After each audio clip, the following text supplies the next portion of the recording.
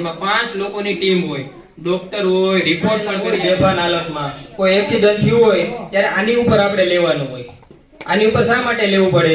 કારણ કે સ્પાઇન પાછળના જે સ્પ્લિન્ટ છે, આ કોઈ હાડ પગ ભાંગેલો હોય તો જો આવી રીતે બંનેનો સપોર્ટ કરી અને વ્યવસ્થિત રીતે બાંધી દેવામાં આવે, બરોબર.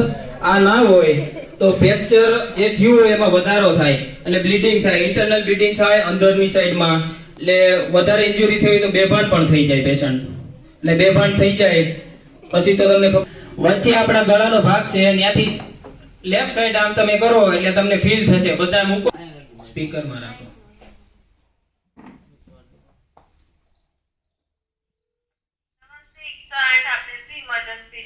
મેડમ ટેસ્ટિંગ કોલ ડેમો માટે કરેલો. Okay sir. બંધ થઈ ગયા કે ડિલિવરીનો દુખાવો હોય, કોઈને સાપ કરડી ગયો હોય, કોઈને મધમાખી, જો મધમાખી કરડે ને ત્યારે બેભાન કઈ રીતે થાય? માથાના ભાગમાં, નીચેના ભાગમાં મૂકવાનું.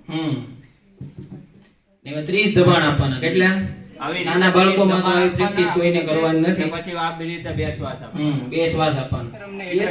બેરું કરી દે આપણે તરત નાખવામાં એ કોટન આવે, બરોબર. આ નાના પાટા, મોટા પાટા, પછી જે આ પેડ આવે મોટું હોય, માનો કે તમને અહીંથી આટલું બધો શીરો પડી ગયો, આવી રીતે મૂકી, બરોબર. બેન્ડેજ હોય,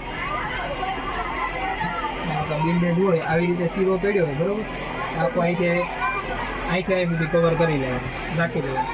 અને અહીંથી માનો કે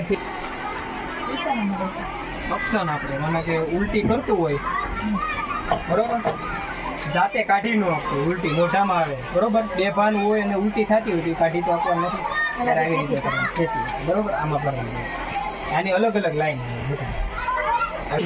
આઈવી કેન્યુલા જેવું. માનો કે પેશન્ટ પીડિયાટ્રિશિયન હોય, બાળક હોય, બાળક એના માટે આ યલો કલર, બરોબર. પછી અડલ્ટમાં તો વધારે ફ્લુઇડ આમાં દેવાનું હોય તો પછી 18 નંબરની આવે, એવી રીતે. માનો કે વધારે લોહી નીકળતું હોય તો લાર્જ બોર આવી નાખવાની આવે, બરોબર. આવી રીતે કરવાનું.